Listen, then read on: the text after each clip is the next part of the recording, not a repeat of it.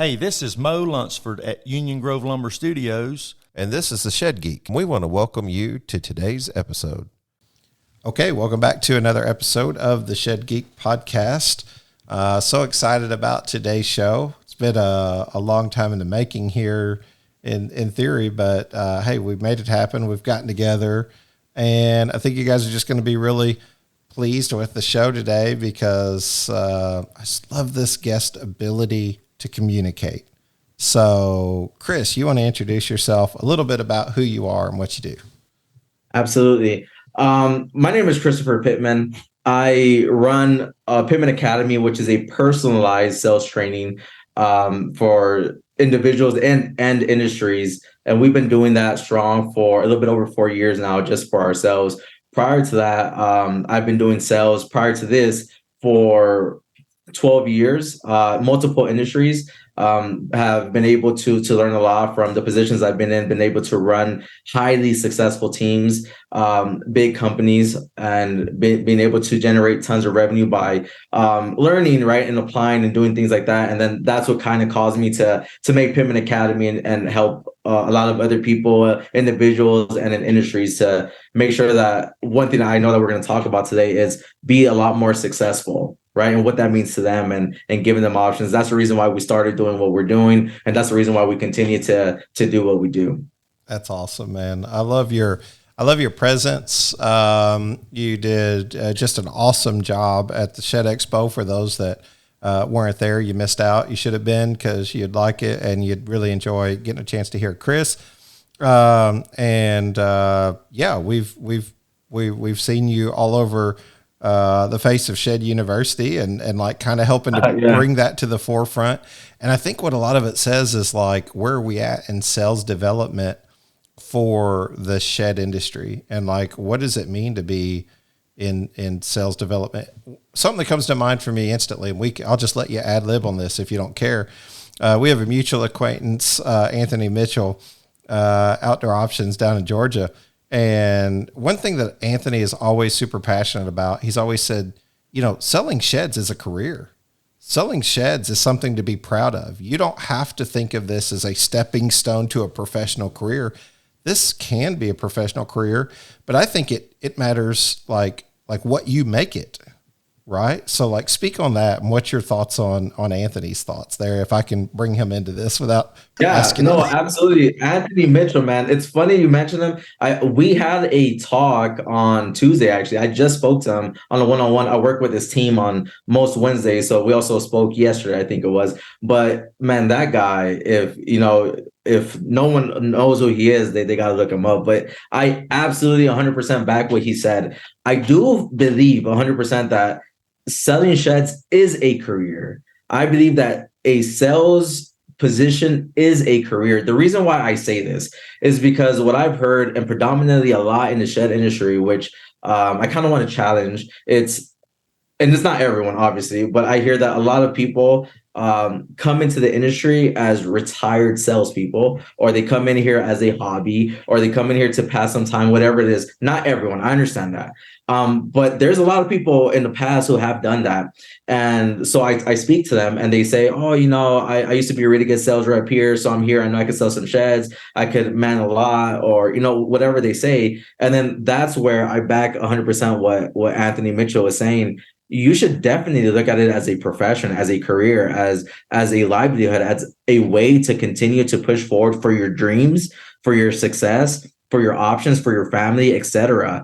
And that's one issue with the sales development, where I feel that sometimes we don't understand that. And because we don't understand that, we don't take the opportunity that we have as serious.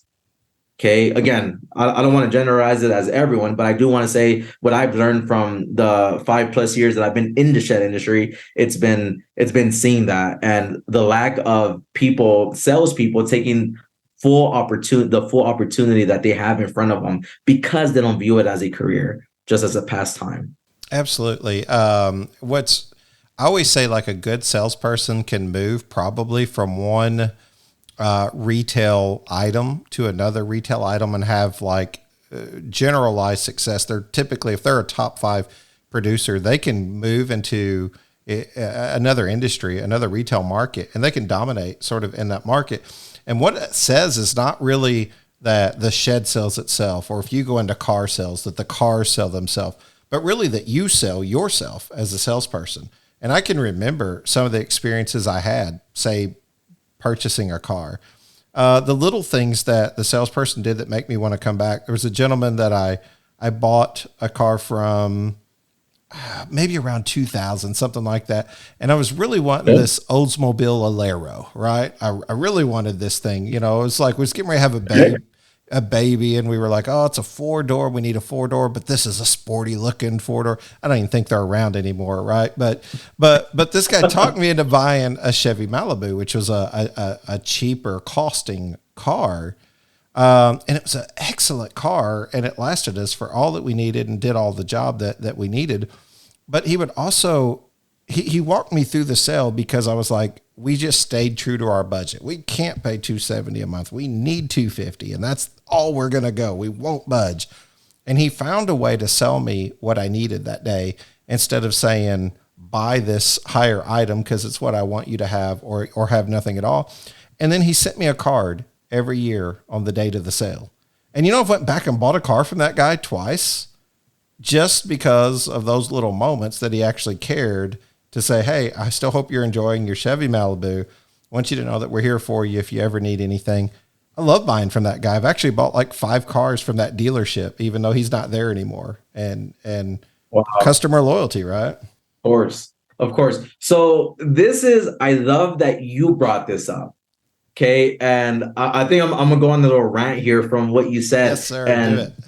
And I want to explain this. Okay. So a lot of times I hear from the style of selling that I guess I have and that I teach, a lot of people say, well, I understand that, but I'm not selling to that client or that market, right? My audience is different. So what works in car sales won't work in selling sheds. But what you said, right? You brought it up, and I mean, I hope that everyone knows. Like we didn't talk about you bringing it up, but that's what I say. I say selling is an art, okay? And you have to learn how to sell the product. And then this is where I differ from a lot of people. The product that I sell is the prospect. The prospect is everything, right? So you were talking about your experience in the year 2000. The sales professional, not amateur, the sales professional was making sure that he knew the product, which was you first, so that we could figure out what product you need. And that's an art. So how do you have a process to have someone come in, to have a proper greeting? How do you ask the proper questions that are going to get you the proper responses that can lead you to showing and demonstrating the proper products that fit your product? And how do you show the value behind that? Because that's what people are willing to pay for. And that is no different than selling a shed. Hello, shed seller. Do you feel like some days you are on an island trying to navigate through the complexity of perfecting your shed sales process? For years, the shed seller has often had the do the best you can standard. At Shed U, we want to help you make doing the best you can more than guesswork with a proven shed sales process. Shed U was created for you, the shed seller, and aims to help you, the shed seller, learn the best techniques for selling sheds. How do we do that? Elements of Shed University include shed education you deserve as a shed seller, such as sales process management, lead follow-up, and sales script development. But wait, there's more. Attending Shed U is double the fun, because after you attend Shed U on January 23rd and 24th of 2024 at the Knoxville Convention Center, you can attend the Garage Shed Carport Builder Show on January 24th and 25th. That's right. All registrants for Shed U receive complimentary admission to the GSCB show, which includes even more educational opportunities. If you have been wanting to improve your shed sales process for yourself or your sales team, be sure to attend Shed University, the obvious choice to grow your shed sales. At Shed University, class is now in session.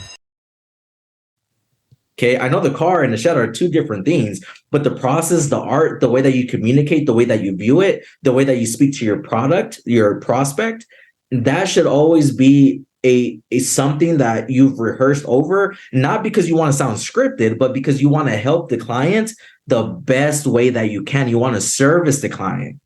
And that's why I feel that a lot of car salesmen, okay, or in other industries that actually train hard enough because they treat it like a profession. That's why they, for the most part, they sell more, they win more, they have more options, they have more success because they understand that, hey, I have to train to understand how to take someone through this art and figure out what they need over what they want, figure out their values and figure out how I can make sense of that for them because that's the reason why I exist.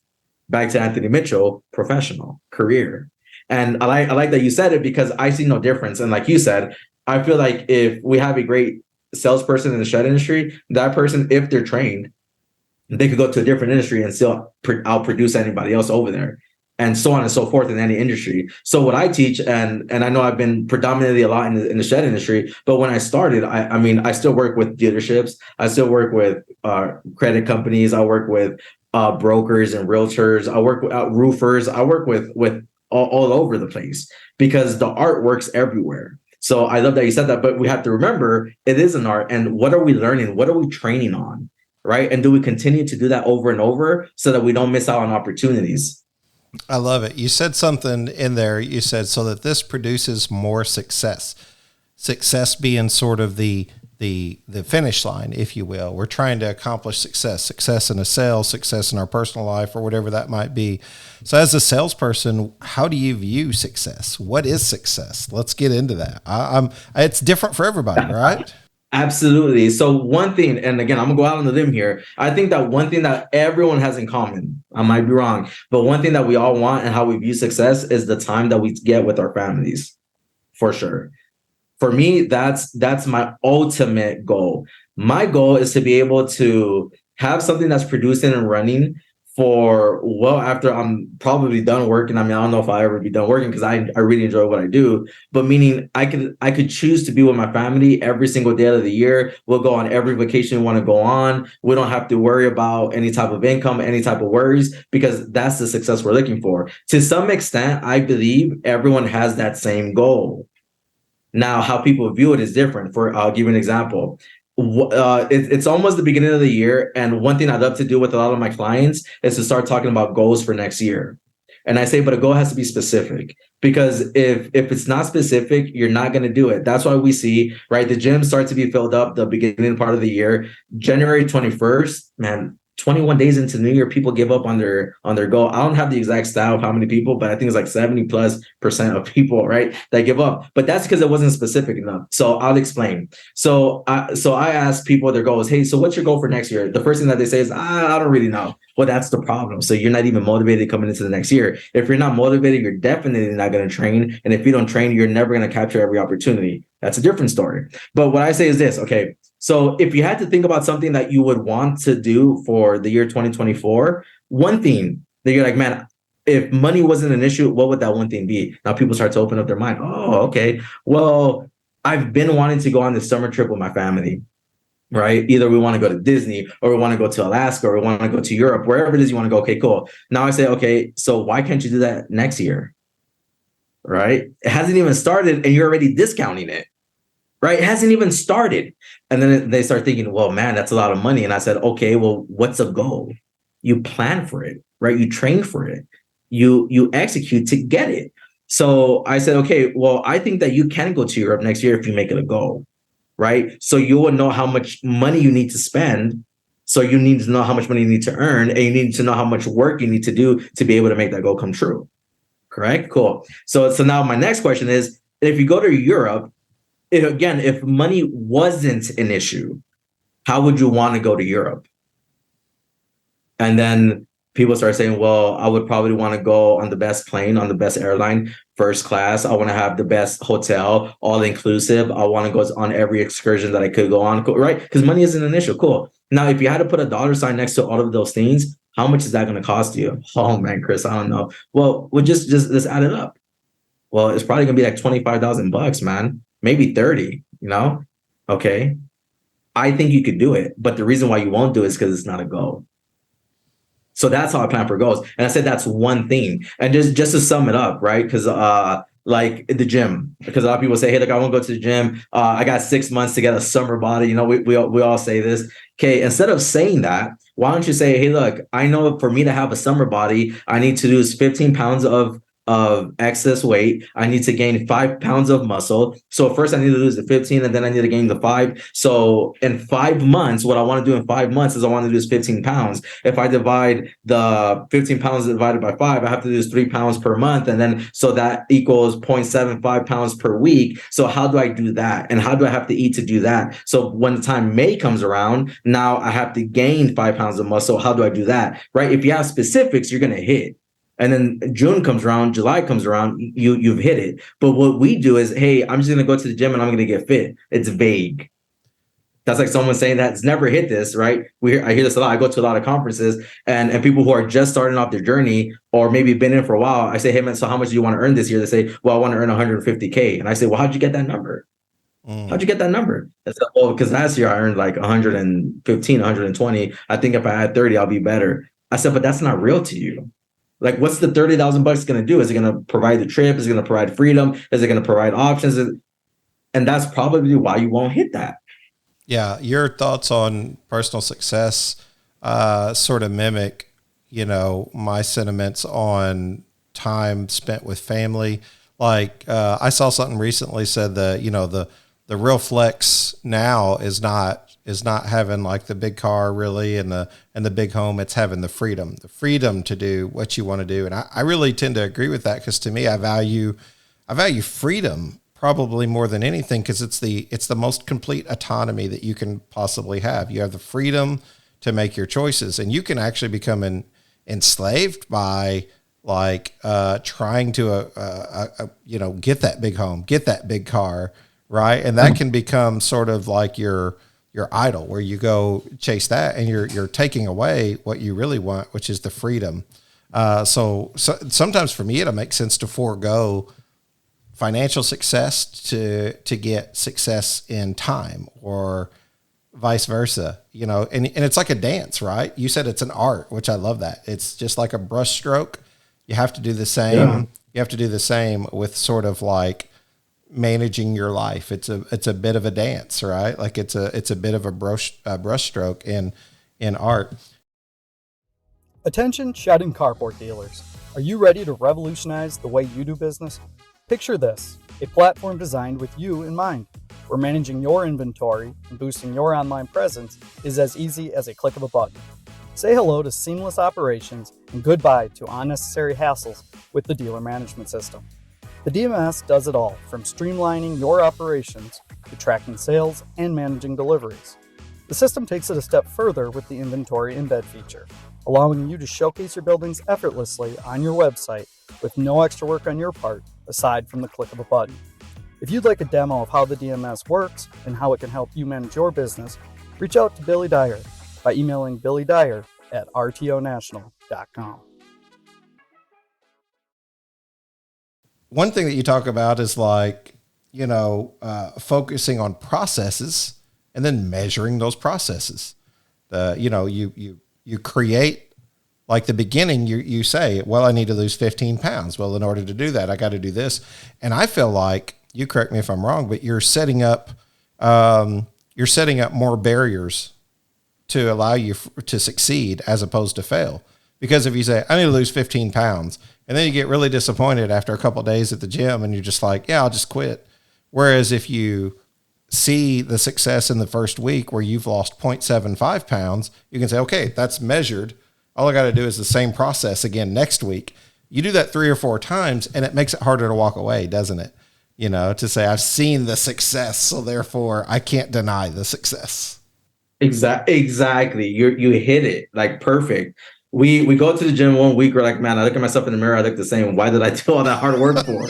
But you measure yourself or you weigh yourself, even though you lost half a pound. You're like, well, that was the goal. Yeah. And then so you either get off the scale happy. You're like, hey, I hit the goal. You get off the scale like, what am I doing? That's your motivation to continue going. So you hit it right on. Process and you measure that. Process and you measure that. One thing I wanted to add to this, to the same topic that we're on about the art and the profession, the opportunity, the career.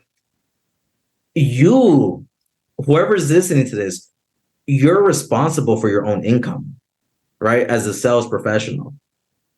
If you go work at corporate America, if you go work somewhere else, most likely they will pay you either by the hour or they'll pay you a salary.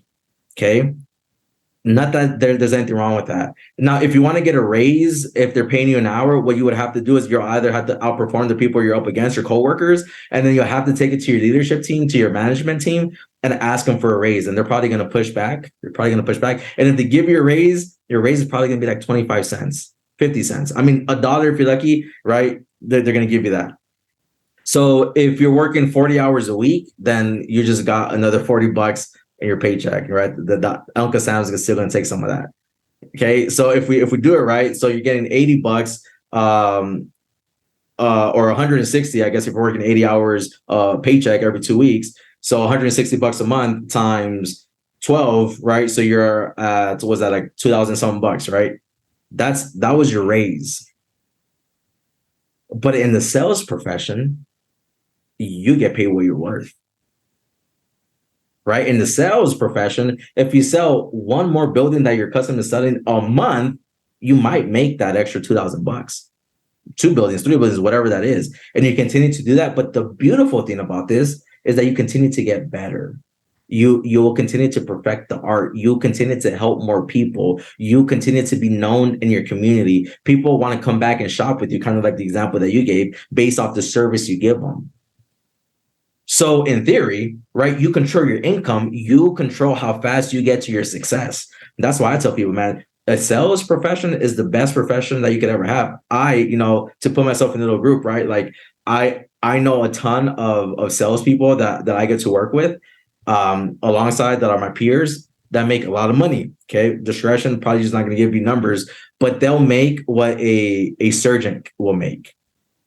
Okay. A surgeon, we need them. My praises to them. A lot of schooling, a lot of dedication, but a surgeon's on call, right? A surgeon can't necessarily be on vacation. Hey, we got something coming in. Boom, we have to come back into the emergency room. Hey, you're in the emergency room. You have to be doing the surgery for 12 hours straight, no phone calls and nothing, right? So what I'm saying is, man, my hats go off to them, but they get paid well, but they don't control their time. A salesperson gets paid well, and you can control your time. Again, we're talking about freedom here. Yeah. So absolutely. That's where I see this. And that's why I train so hard. That's why I push a lot of my clients to train hard. I push a lot of them to understand that this is a process and that you could measure it and that you could get better and that sales should always increase. And if you're not, it's not necessarily that your team isn't the right team. It's that you just don't have the proper training, but that's both sides. That's management and the sales team. I definitely want to get into that conversation, and I'm trying to write all these things down because there's so many things we can talk about, but like management's responsibility versus your personal responsibility. And I definitely want to go there. I'm writing it down so I'll remember it. What would you say is the key to sales? Like I've been taught, and not just by one person, but I felt like I've pulled from a multitude of places. And I feel like you should do that. I never will forget the first time I was reading something political in nature and somebody said, well, do you ever get another perspective? And I said, what do you mean? They was like, well, do you ever read newspapers from outside the United States, for instance? And I was like, no. Mm. And they were like, well, how do you know that you're not just being fed everything internally? Like, it's good to get an outside perspective. And I was like, wow, that really opened up my mind to like my political thinking. And I was like, so what about with sales? So many people have told me this or that or another, but one common denominator I can always find is like asking questions is the key to like like earthing the sale, like trying to get to the finish line. So like if somebody answers your question, you have permission to ask another question. Like you should always be asking questions, even answering questions that they ask you with a question like, well, how much is that? And like, well, why is that important to you? Or, just whatever it is that, but what's Chris Pittman's thoughts on the key to good sales? Like, I know that's a hard thing to put in like one nutshell, but I'm trying. So So the key word that I would use is value. And you only get value through what you're explaining, through asking the right questions, but the right questions. And that comes from training and understanding your clientele, your community, your audience, etc. But it's a value thing. So I never sell anybody. Okay, I'm gonna say this again. I never sell anybody. I service someone. Service is senior to selling. If I could service you, I'm my chances of selling you are actually sky, through the roof. But if I want to sell you, if I just want to pitch you, if I want to show you how much I know my product, if I want to show you how much this is gonna, or why this is good, or why I'm better than my competition, whatever, to you, that's not important, right? I got to figure out what's important to you. So with what you're saying, yes, the reason why I ask so many questions is because I want to figure out what's important to you. I'm not going to show you something that you don't want to see, or I don't have to explain something, even though it's added on to your deal. I don't need to explain it to you for you to move forward with the deal because you don't care about it. You probably don't even know about it. I could probably tell you that it's on there. I could give you a quick run through. But even if I do that, you're gonna be like, oh, that's a cool little add-on, but that's not why you're making the decision. So one thing I want people to understand, at least in my perspective, if your goal is to go out there and, hey, I can sell, I'm a great salesman, I'm just gonna sell, you're probably still gonna be limited. What you should do is, hey, I need a service. How do I get somebody in front of me and say, hey, let's forget about the deal for a second, man. Like, I know I'm the sales guy, and I know that you're the buyer, and I know that my job is to sell you, your job is to buy, but let's forget about that. Let's have a great conversation. Let's talk about what you need, what you value, what's going on with your life, why you're having problems because you don't have this thing, You have that great conversation, that's going to open up the door. And the prospect is going to say, wow, we've just been having a conversation and I just fed you all the information you need to close me because I closed myself feeding you that information. So, right. So it's like, who's the salesperson here? And we just start laughing. That's art. That's art. I love it. I love the quote that sales is a transfer of enthusiasm. I think that whenever you're passionate about your product or passionate about your service and you believe in that, I've seen that happen so many times in the shed industry, whether it be with like selling the finance option or the rent-own option. You'll love this, I think, as a professional sales developer. I used to do this. I know people who still do this, and I tell them, oh, I had to quit doing that at some point. Rent to own, highly not controversial, but just a big topic in our industry because it makes up so much of the sales. And it's just really just an important part because it gives people a payment option that they might not have. Right. So it's relative. It's very relative. Hello, shed sellers. Let's take a moment to discuss the shed customer and meeting their expectations. I remember growing up in the neighborhood where a certain percentage of the houses had well-manicured lawns and well-manicured homes. These were the type of individuals who felt it was important to purchase a well-constructed home or vehicle or maybe equipment to help maintain the quality of the item. As shed manufacturers, we seek to provide a well-built quality shed. We want the customer to feel satisfied that their hard-earned money has been well spent on a product that will last. At LuxGuard, we believe adding high-quality rubber flooring to your line of sheds makes sense to the customer and adds value the customer can appreciate. With each year, sheds are becoming more complex. The customizations we are seeing are virtually endless. LuxGuard not only gives a complimentary aesthetic appearance for their shed, but also protects the floor from spills and keeps cleanup simple. Offer your customer the customer service they seek with LuxGuard. At LuxGuard, we are committed to delivering exceptional customer service and innovative products to help our customers achieve their goals. We strive to meet the evolving needs of the customers. To speak with one of our ready-to-serve customer product specialists, simply call 336-468-4311. To see our product and view an installation video, just visit our website at luxguard.com. LuxGuard, the floor that lasts a lifetime. But a lot of people will see it as a finance option and a credit sale instead of like a rental agreement, and they'll sell it as an expensive option.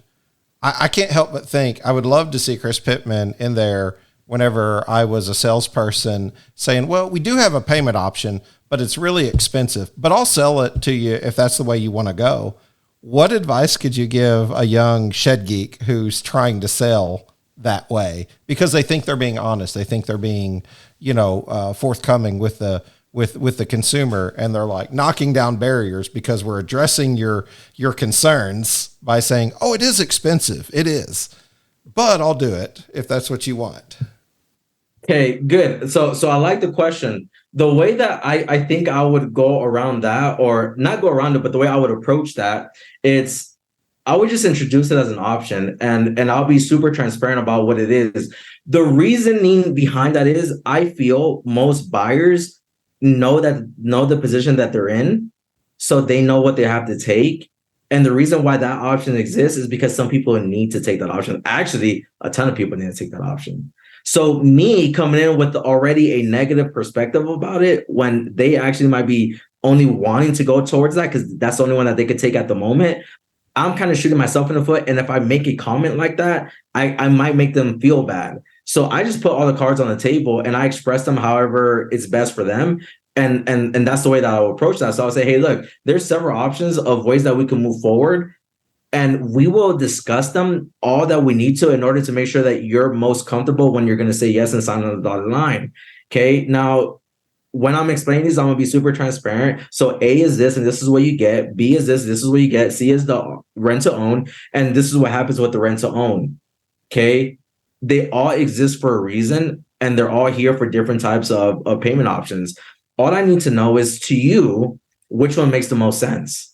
See, so instead of me saying, hey, this is too expensive, don't do this, right? Now I draw it up for you because this is service, right? And then I get value through this, and I'll explain. This is something that we teach at Pittman Academy. So I give you option A, B, or C. Which one to you makes the least amount of sense? And they're probably going to choose A, whatever A is, right? But let's say it's not RTO. Okay. And then I'm going to ask them, well, why do you say that one makes the least amount of sense? Why am I doing that? Why am I asking that question? I'm probing now. I want to figure out what value that does not bring to them. And I need to write that down. And then I'm going to say, okay, well, now B or C, which one makes the most sense? And they're going to say probably C. And I'm going to say, well, why do you say C? And then whatever they see write down, I'm going to write that down. That's their value. So whatever they choose, whether expensive or not, whether it's a higher interest rate or not, I just know the values that they have attached to that. And that's what I'm gonna explain. Hey, well, if you chose C because of and everything I got through the fact finding, then this does make sense for us to go here. Okay. And before I move forward, let me ask you, is there any reason why you think, even though we chose C and we know the value behind it, is there any reason why you think C still won't work? No, I think it makes sense. Cool. Now I'll get the agreement for you. I love it. I love the way you break down the communication. And it's obvious that a 12-year veteran is doing this. So kudos to you, man, for so much time in that.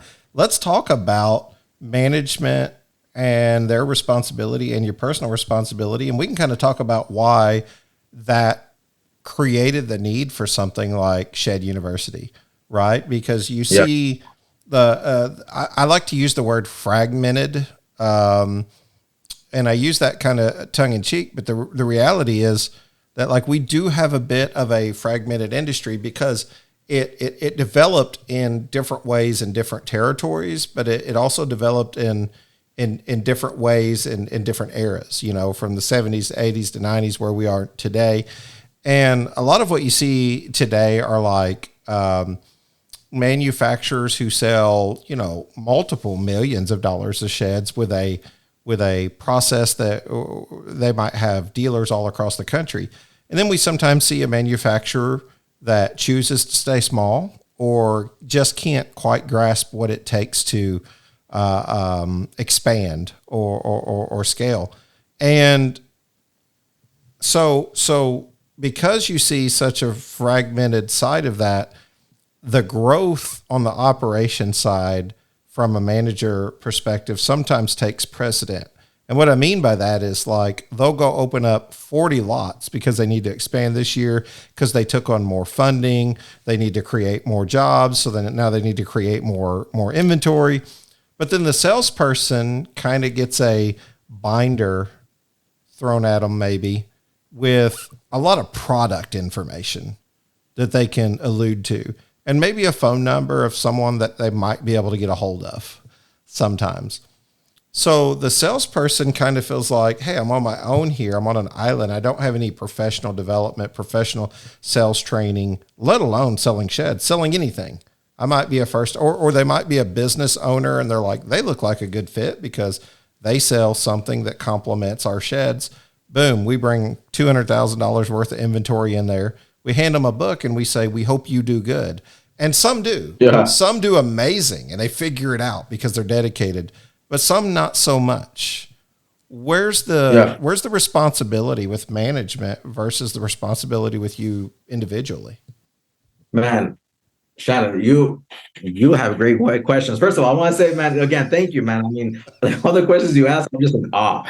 Okay. And while you were saying that, because I like to kind of paint a picture. Okay. And someone told me this, I think when we were together, they said, hey, like the way that you answer kind of, you explain it to where people weren't even thinking about it that way. So I kind of want to do that right now. Okay. So what you're saying is, hey, look, I'm a chef. Okay.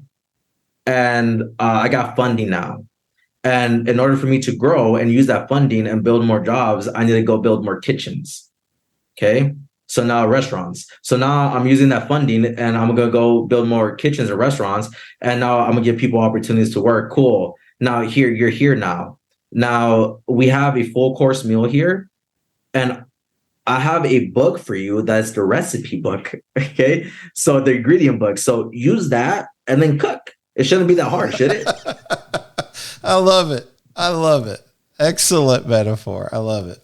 Right. And now what's going to happen maybe the first day on the job, you know, someone comes in, hey, well, you have the recipe book, bro, right? You have the recipe book, man. Can't you put the ingredients together and make the course, the sell? Right. Well, man, I'm probably going to struggle. Okay, cool. Well, you're 2 months in now, man. What's going on? You're 2 months in here. You have the recipe book. You have all the ingredients. You have everything you need, like the tools, the systems, the serum, right? You have the refrigerators. You have all that stuff. Why can't you still cook?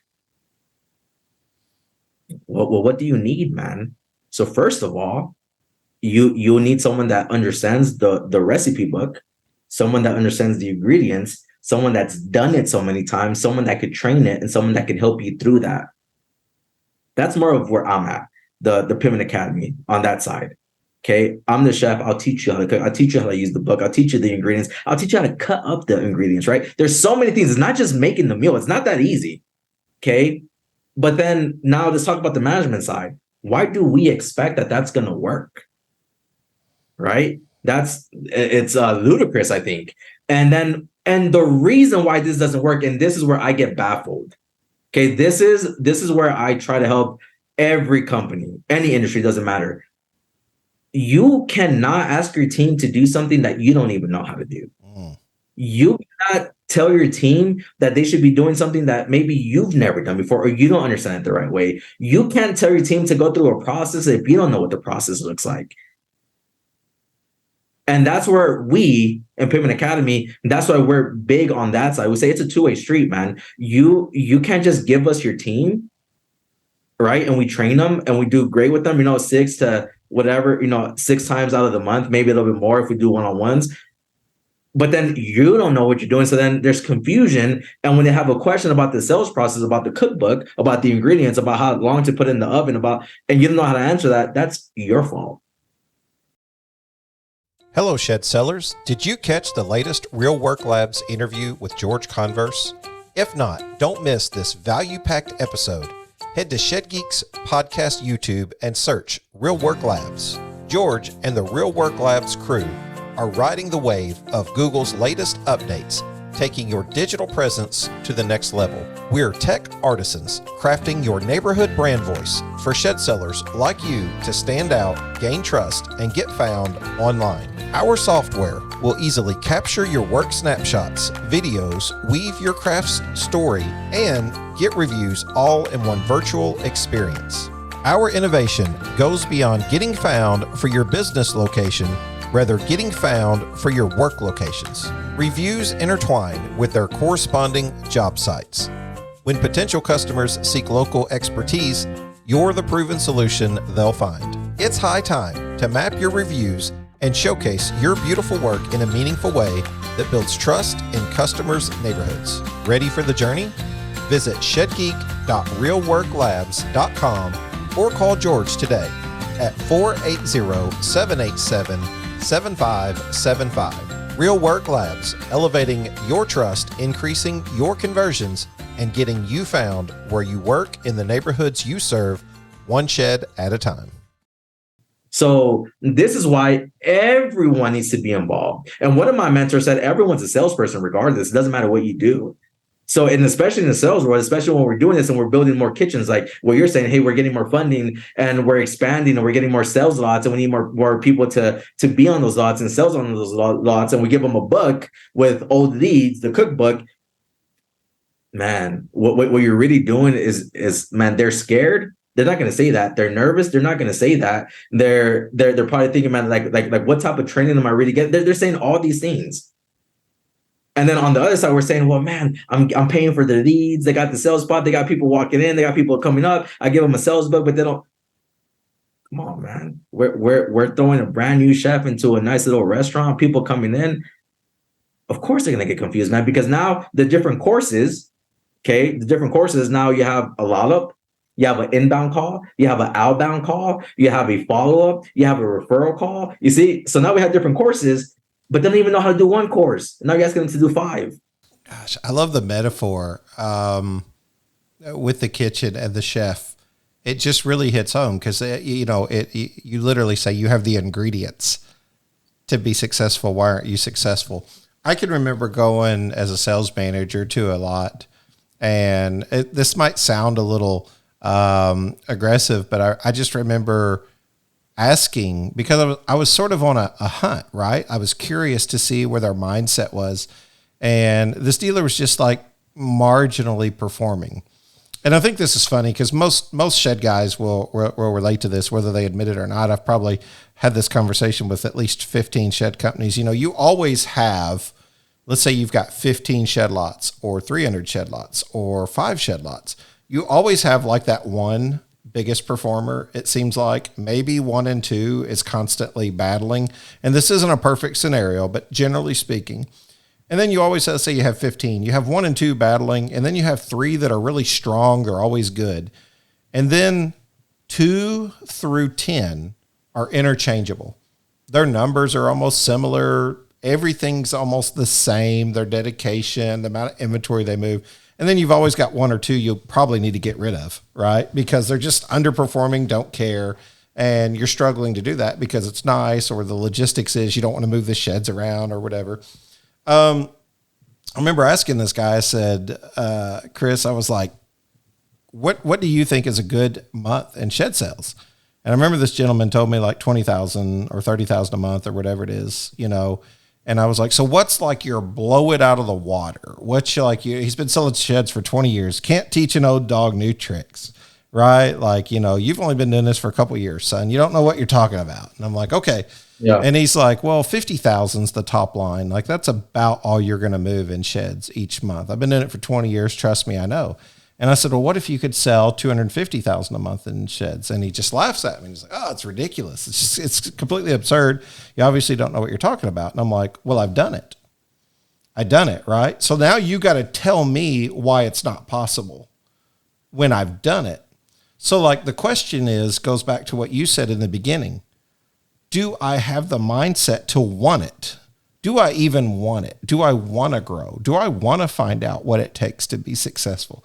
Or that successful? Or am I just contented with this? Because I'm a big fan of contentment, but contentment doesn't equal success for the shed manufacturer, does it? The shed manufacturer is putting all of this money into you, all of this effort into you. So it's always interesting to me to find out what level is management's responsibility and what you should be taking on yourself personally to develop and try and do more. I don't think there was a question in there. I just wanted to talk because you got me all excited now about this whole conversation. So. But I would elaborate on that actually. So this is what I would say to that, because I face the same thing that you're facing. Obviously, I work with a lot of sales teams, and in a lot of sales teams, we have, like you said, those people that say, hey man, I've been in sales for 25 years and you can't teach me anything and da da. And I'm like, man, if that is true, so like this is how I see it. If someone's been in sales for so long and they're so experienced and they're so talented, and they could only sell the same thing on average every single month, and I could outsell you, then how good are you? How talented are you? right? And you're saying that it's because it's a content thing. It might be a belief thing too, but and if it's a content thing, it's a comfortable thing. And that's cool. If you're comfortable with that, then that's okay. But that doesn't mean everyone else is going to be comfortable hitting the same numbers every single month. Because if you're better, if you train, then you're supposed to earn more every single month, more than you did the month before. That's how my company is structured, right? So when people ask me, well, Chris, well, like, how much do you earn a month? I said, more than I did last month, right? Well, like, well, how much did you earn last month? And I give them the numbers, like, oh, you're going to earn a month. Yeah, it's like, and the problem is I'm supposed to earn more next month, because I'm supposed to get better. I train, right? I work with more people. There's so many people in the world that, I mean, come on, right? I'm not limited. So, but to explain that as a sales manager, so you were talking as a sales manager, for all the sales managers that are listening to this, it's you don't hire a great sales team. You don't hire a deadly sales team. And this is what I actually spoke about at the Shed Expo. You train. You build a great sales team, a deadly sales team. And the way that you do that, it's you figure out what standards you want to set. I'll say this too. The reason why some people would judge any training, my training, any training, is because they don't want to push themselves hard enough. I don't care whatever they say. That's the truth. No one has it all figured out. I mean, I'm a sales trainer. You know what I'm doing every single day? I'm figuring out how to get better. I'm figuring out what courses I need to take. I'm figuring out what else is innovating in the sales world, what's working now, because it's always changing. So if I want to say the same because I say, hey, man, I've already done this, I've done that, that's tough. That's tough. Okay. And so for this, again, being content, being comfortable, just puts you in a position where you just don't want to grow, where like you think you have it all figured out. The moment that you think that is the moment you lose, right? I've always heard this saying, the more you know that you don't know. So you ask me, and it's probably gonna sound a little arrogant. I don't know anything, right? but you get you get it, right? But that's true. It's how I view everything. Teach me, man. Teach me. If you guys see me in any office, every time I go to a dealers meeting and someone else is speaking, and everyone who's every dealer meeting I've attended, I have a notebook, I have a pen, and I start writing stuff down. I start learning, even though I'm the guest invited to speak, because I need to learn. I need to know what I don't know. I don't know what I don't know. So, but you're making a lot of great points. And so what I'm saying here, I guess, to kind of sum up everything that we're saying, this is a profession. It should be a profession. Don't come on here saying, hey, this is a pastime, this is a hobby, this is whatever. And if we're sales managers hiring that to men a lot, that's the first problem, in my opinion. Okay, that's the first problem. So, and then we have to understand that it's an art. So we're expanding, we're building more things. We're going to throw the salesperson in there, the chef. Have someone train the chef for you the right way, and you yourself get trained the right way as well. So you have to invest in yourself, in your company, and in your team. So how do you get yourself trained? How do you get your teammates trained so that the company is trained? So you have a process and a system like we're talking about, so you can measure your success and that everyone could grow. Okay, we don't leave people out to the wolves, and we take everything together, because what we spoke about to begin with, even though success is different for everyone, everyone's success to some part is still to be free. I don't think I've ever met someone that said, hey, my goal in life is to work until the day I die. I don't think I've ever heard anyone say that. On the contrary, I think people say, hey, man, my goal is to be able to enjoy my time with my grandkids. Okay, but then I would say, you see, this is what I said. Specifically, what does that mean? Because you can enjoy time with your grandkids 1 day out of the week, 2 days out of the week at home, or if they visit. Or does that mean that you want to fly them out every time if you guys don't live close together? Or does that mean that, hey, when you have grandkids, you'll just move to wherever your kids are and you'll buy another home because you can, and you don't have to work, and you can see them, you can take them out every single day? What does that mean? So you plan for that today. You plan for that today. So you use the word aggressive. I'm super aggressive. I go after my goals, because this is another saying. If I fail, if Chris Pittman fails, I'm okay failing for me, I guess. Well, I guess I'm not, but what would kill me is if I fail, so now my wife fails, and then my baby Leah fails, and then my mom fails, and then my sister fails. Even though they all have their own career, they have their jobs, it's always been part of my goal to take care of them. That's how I live my life. Okay. And even if I were to take out my extended family, I still have my family to think about. And how do I want them to live? I think I missed that. What'd you say your daughter's name was? Leah. Get out of here. Leah. It is, I promise. You know, my daughter's name Aaliyah. I don't know if What you know they say, that. great minds think alike. Hey, That's crazy. That's crazy. Yeah, my baby girl is 21, and she's having a baby girl, but her name's Aaliyah, spelt just like the singer, Aaliyah, and there's a whole story behind that. So yeah, mine is spelled the exact same way. I was going to ask you the way that was spelled too, the exact same way. Yeah. Basically, yeah. We also have a story about that too, but I guess we'll get into that later. That's funny. And so your baby girl's 21. My baby will be 1 January 5th. We're almost there. That's awesome, man. That's awesome. Thank you guys for listening to part 1 of a 2-part episode with Chris Pittman and Pittman Academy, Shed University. Chris is an awesome guest, easy to talk to, and as you can see, it's easy for us to get long-winded, and rather than throwing all of this together in a long episode, it just made sense to break it up. So thank you again for listening to part 1. Tune in tomorrow for part 2.